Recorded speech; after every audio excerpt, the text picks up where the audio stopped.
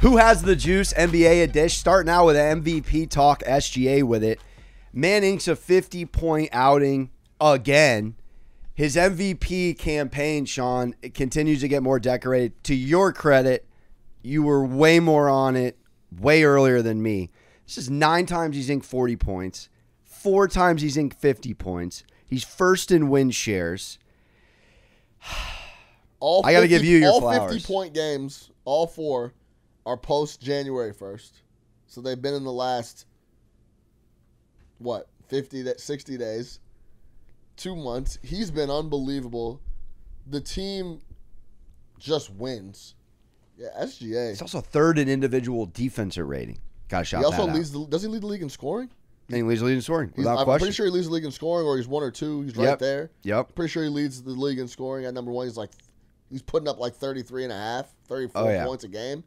I mean, look, when you have this much production, it matters that it's 2 years in a row.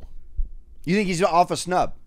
No. I don't think he's off a snub, but he was right there 2 years in a row. It matters. If you just show up one year and you have an MVP year, you're not going to get the love from voters as a guy that's consistently been there. We saw that with Embiid. Yeah. He was knocking on the door every year, but Jokic was a little better. Jokic's numbers were a little better. Jokic's teams were a little better. Jokic's box plus minus was a little better. He'd get the award. It started becoming all right, man, he's doing this multiple years in a row. Yeah. Now his team probably is going to make some noise. He's earned the MVP. Going forward, when you're looking at this award, that stuff matters. In NFL or the NBA. Josh Allen consistently has been putting up these big numbers, these big seasons. He deserves a look for MVP. No different with Shai Gilgeous-Alexander here. He shows up last year. They win a ton of games. He makes a ton of noise in the playoffs. He's right there with the numbers. The team wins, the impact. He shows up again and does it again. So let me throw this to you then. Overall, because this is a year, should not be understated. Jokic is averaging above 10 assists, which means he's averaging a triple-double. Yep. And he's almost being worked out of the conversation.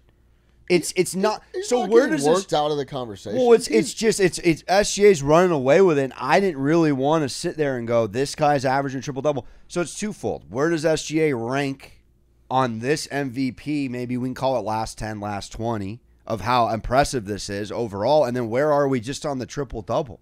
Are we so numb to triple-doubles night to night? On the SGA since January thing, just because, you're totally right, averaging a triple-double. Right now, since January, he's a 50-40-90 guy, where he's averaging 34 points, 6 assists, 5 rebounds usual, but 52% field goal, 40% from 3, 91% free throw, and he's the free throw merchant. He gets 10 shots a game from the line.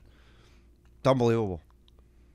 I don't like the free throw merchant thing. That people a lot of people say that about Brunson or they're grifters. A vast majority of these are of them creating contact.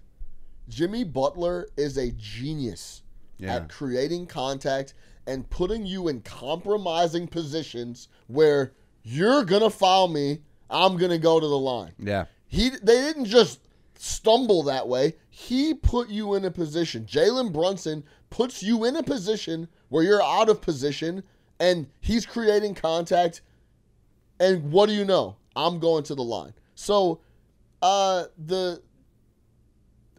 me, the merchant thing is a positive thing. It's because I'm getting to the line, and I'm manipulating what I have to do backhanded to compliment. get there. It's a backhanded compliment is what it is. So, yeah, man, this is SGA's award, bar none. His team is on pace to win 65 games.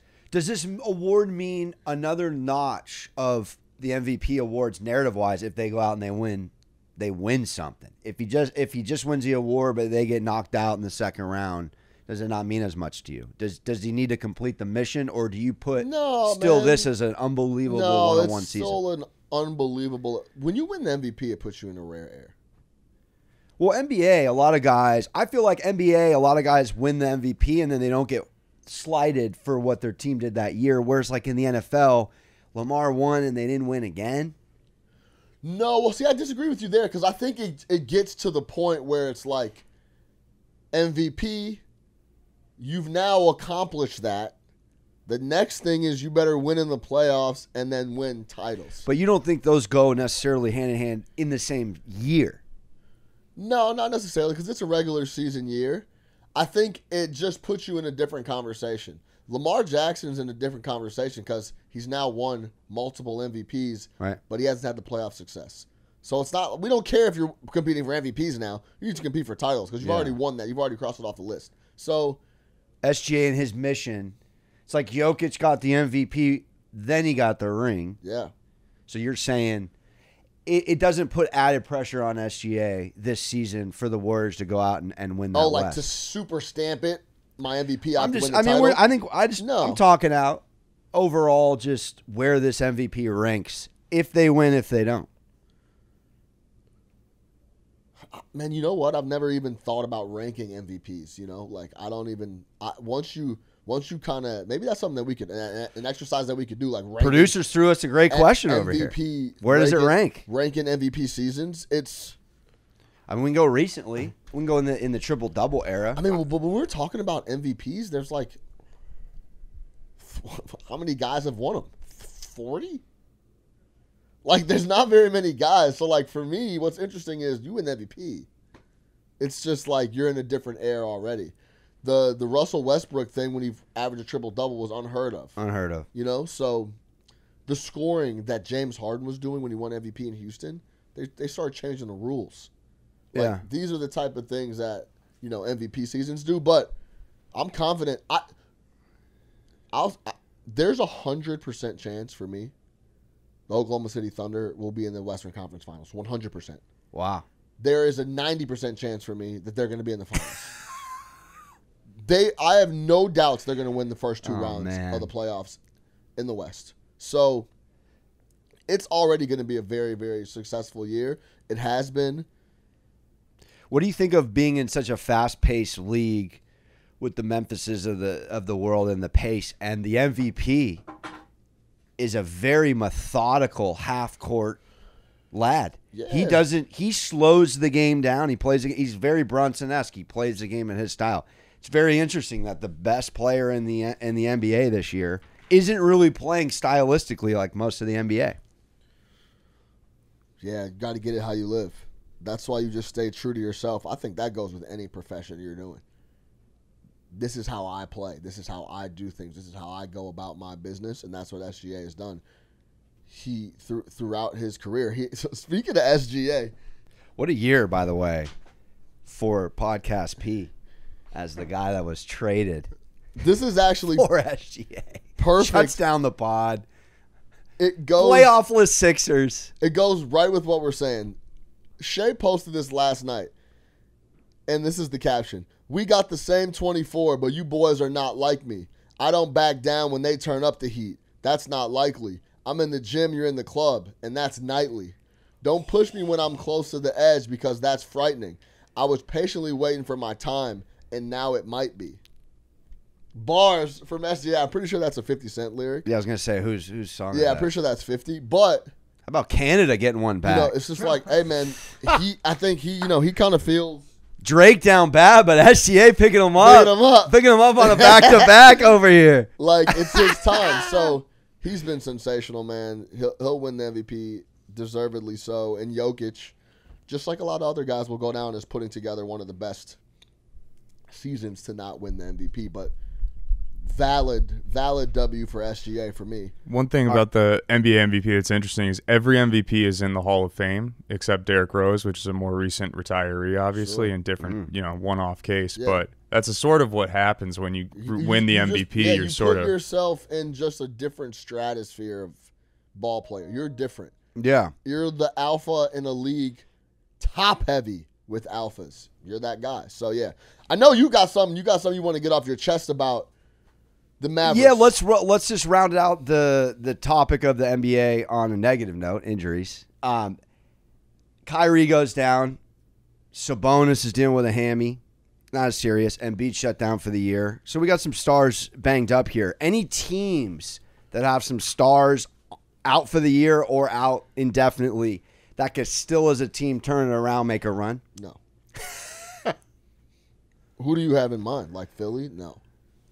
Dallas, definitely not. I'd be interested to see what the number is for Dallas to miss the playoffs and miss everything. Yeah, I mean, I'm kind of with you. There's some decimating injuries. I guess it makes that last play-in team. Do the Suns find a way? They had an impressive bounce-back national TV win against. Yeah, came back down against 20 the plus. Clips. I watched that last Shout night out when I got Colin home from the Garden. with Colin with 2 L's, if I'm not mistaken. Gillespie, yeah. Gillespie, excuse me. Well, 10 points. Durant giving him a hug. Guy. So, from a Mavericks perspective, what I want to get off here is they owe the guys playing, and of all people, Clay's the most durable on this team. They owe the fans to not give up on the year. I know they're cooked. I know they're smoked. But you got to dig deep here, and you got to play this out. So now they owe the fans. Well, they've been owing the fans. And what happened was, and I forgot to credit this, but what happened once AD got hurt in that first half, the Kyrie minutes went up exponentially. Yeah, he was leading the league in minutes last 9 games. So then he goes down, and it's a situational abomination. But I still want to see the Max Christie's and a couple of these pieces go out and give it a shot, especially while QG, who got traded, is cooking over there for the Sixers. But any thoughts on that? Because this is actually a one-on-one scenario where you see a fan base and a city that hasn't won anything from the Cowboys since the 90s suffering over here on the precipice of a ring, building something with Luka and Kyrie, and then pulling the rug out, and then injury, basketball gods striking down heavy here. I want to see him see it through, but you maybe feel different. Fans leaving in the middle of the third quarter, almost in unison. People canceling season tickets and then writing soliloquies on why they did it. I mean, you have to fire Nico, do you not? You got to let somebody's got to go from a fan base optics perspective. Yeah. This is bad news, dude. It's bad. You almost have to clean out everything. I mean, I don't think kids should go. You think if Why Luka's snubbed going backwards, why does kid want to be there? He's bored. It's kind of like, you guys doesn't want to retire. You guys start over, and I'll go find somewhere else to coach because he is a good coach. He is. It's an impossible situation going on in Dallas. Let's say we're the owners. How do you look Klay Thompson in the face and say, I need max effort the last 20 games? How do you do that? He'd be the only out. Okay. Senior-itis out. You've already graduated. You can take some half days. That's it. How do you look at Derek Lively? Is Lively out for the year? He's out. Yeah, I don't know. I don't know if he's out for the year, but he was trying to work his way back. But how do you look at him and the so PT you room think and it's say, hey, so the organization failed every player in that locker room just like they failed the fans? The story's already written. It's done. You let Luka go. Kyrie tears his ACL. The guy you got for Luka's out. It's already like there's nothing. We're not going to have a pep talk in here's what's town hall meeting and talk about what we should do. It's kind of already been decided. But they're in the playoffs. That's the funny thing not, here. But if it started today, they're in the playoffs. They have to see a series through. So you're just in a fascinating scenario here where you gotta play playoff basketball with nobody. They're minus 115 to miss the playoffs right now. That's a coin flip. They're in the 10. They're 3 games back. The Suns would need to heat up dramatically. Phoenix. Does Phoenix take Dallas? Are you sitting here feeling like Phoenix might take Dallas' spot? I don't know, but I would love to watch Minnesota Phoenix in the 7-10. Go back to the Blazers, who a couple weeks ago they had the 3rd biggest margin of victory in a game this year. Unbelievable. So Sean, you're right; they're red hot. Yeah, no doubt. They've been playing really, really well. And they're 12th right now. If somehow Dallas stays in the 10, they're losing the 7-10 game without question. But if you're running the team right now, are we resting for next year? I just have such a problem with that mindset. You're talking to the wrong guy, man, because I'm a Bulls fan, and that's all they've been trying to do is get the 10 and get the 9, and maybe we'll get in. So, that doesn't really do anything for me. You got to figure out as a franchise how you want to move forward and what you want to do. It almost doesn't matter, like this. You don't think it matters? It's been decided for you. Well, the basketball gods decided, but the guys in the locker room, they could still sit there and try to say someone could be Jackie Moon and try to save the Flint Tropics. Look, I mean, I'm why not? I'm going to say they're going to try to come out and lose, but because it is an opportunity for a couple young guys on the team. I don't know. I any thoughts over there? I mean, I would like to see that. The players don't owe anything except maybe to the fans. I mean, it's a great story, but I think what Sean's saying is true. It's decided almost for them. Yeah. What do they have? Well, their fate's decided, but they can still show out. They can still show up with a positive attitude. Could they get in the playoffs and win a game or two? Maybe. I mean, look, I guess you can get minutes from Dante Exum. You can get minutes to Jaden Hardy. You can get these young guys minutes. I think that was probably what you should do. You should get those young guys minutes. Najee Marshall, get those guys minutes. Marshall, Hardy, Thompson. No. Christie, get those guys minutes. But other than that, gentlemen sweep. I can't see. I can't see any reason why. I think this could get real bad. Like this fan base, they don't lie. They're not lying down. They're vocal. But this is the thing. If they went undefeated or they lost out, I don't think anything changes with the fan base. You maybe get buy-in for next year. That's what I'm thinking. Can you? It's like you take the Sixers and the Mavs, and how do you look at them? And they're both going the same direction, but you could, you could be California with it and bring a sunshine, positive attitude to work. I think you're trying to. Yeah, I guess what you're saying is you continue to try to win games, and if you end up in the play-in, then you play out, and then you continue to just try to play hard and get people to buy in for next year. I think more than anything, what fans want is direction. They don't. I can guarantee you, they're like, "What are we doing? Where is the club going? What is the direction?" Fans want direction, and they actually are happy. Bad football teams, but if we have direction on where we're going, we're actually happy. The Jets, 0 direction. The Giants, 0 direction. If you pick Shedeur Sanders, that's a little bit of direction on where we're going. Sure. The Mavs have no direction, so as a franchise, they need to decide where and how they want to go about their business moving forward.